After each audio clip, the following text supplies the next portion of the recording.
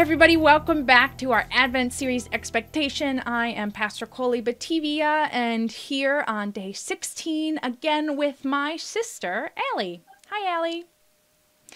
Something you might not know about Allie, in addition to her profound love of all things Christmas, is that a year ago, just right about a year ago, she graduated with a master's in nursing.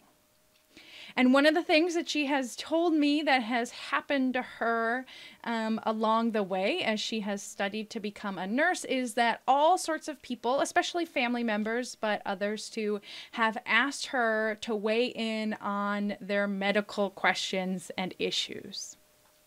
If they have something weird going on with their body that they don't understand, they ask her about it. So, is this something, Allie, that you expected to happen as you were studying to be a nurse? The biggest surprise was how early it started for me. I figured I usually ask people who have been working for years and years, like close to retirement. They should definitely know. But my first one was my very first semester as a nursing student, which is before I even started clinicals, because we started clinicals going to the hospital in semester 2. So even, probably 8 weeks into my program where I haven't actually learned anything nurse related, I was being asked about medical questions. Can you give us some examples of some of the strange medical questions that people have asked you? Yeah, so I've had some where they've said, they're having something weird happen while they're breathing.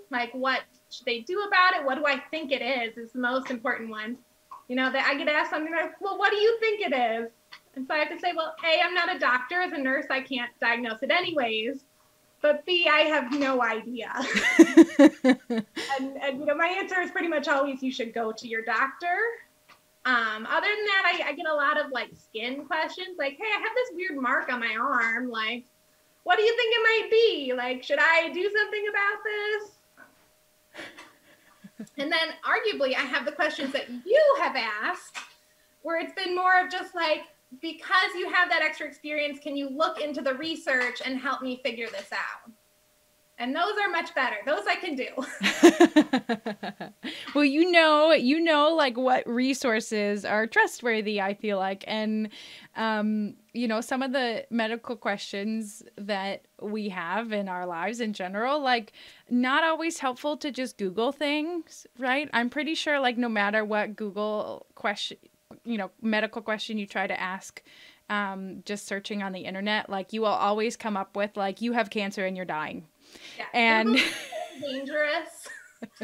So I'm definitely okay with the sort of questions where, you acknowledge that I don't necessarily know what it is, but that I might be able to have better resources of how to figure out sort of what to follow. Yeah. So in addition to people in the family asking you their own medical questions, have there been other times that you've been put in a weird situation with this supposed expertise that you really can't respond in that way? Yeah, I definitely have. One specific case, which arguably has been multiple cases, is that our own father has volunteered me to be the medical expert when we were on vacation before. And, as he's going around meeting all the other people on vacation, he's mentioned oh, by the way, my daughter at the time was a nursing student. So he said, oh, she's in nursing school. So if you need anything, just let her know. She can come help. And I just sit there the only thing I can really help with is calling 911. I really, if it was anything serious enough, I would definitely be able to call 911. But other than that, I'm on vacation. It's not like I have any other medical supplies, let alone know how to use them necessarily. So, yeah. And I remember feeling that way as a summer camp counselor who was CPR and first aid trained. And of course, the training that I had was nothing compared to nursing school.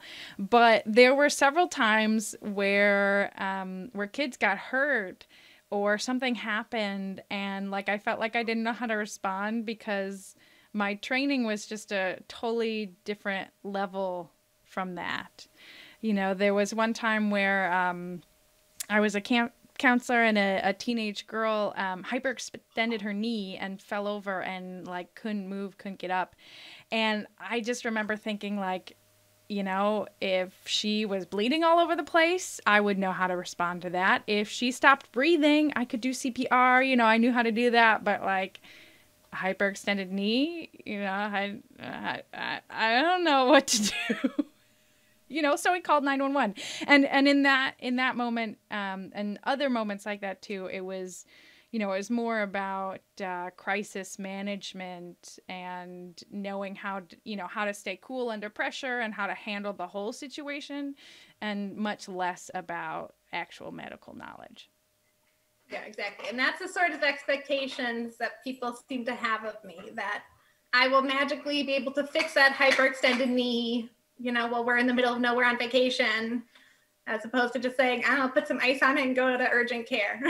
Well, thank you, Allie, for being here and helping shed some light on your experiences in nursing school.